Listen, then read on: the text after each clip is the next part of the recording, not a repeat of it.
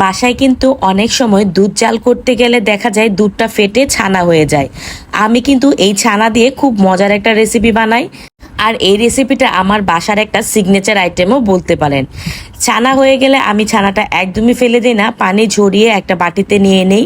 তারপর ছানার সাথে পরিমাণ মতো ডিম দিয়ে দিই আর চিনি আর অল্প একটু লবণ দিয়ে ভালো করে মিহি একটা পেস্ট তৈরি করে নিই। এইবারও কিন্তু সেদিন দুধ জাল করেছিলাম, সেম অবস্থাটাই হয়েছে। তাই ঝটপট সময় নষ্ট না করে আমি এই পুডিংটা এইভাবে বানিয়ে নিয়েছি।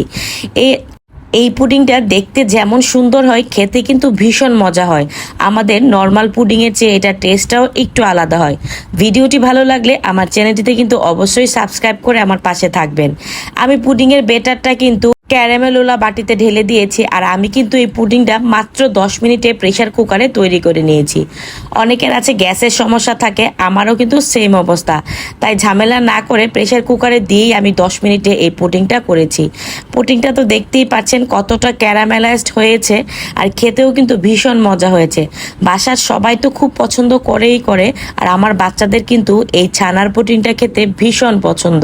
ওরা আমার কাছে প্রায় আবদার করে এই ছানার পুডিংটা তৈরি করার জন্যে।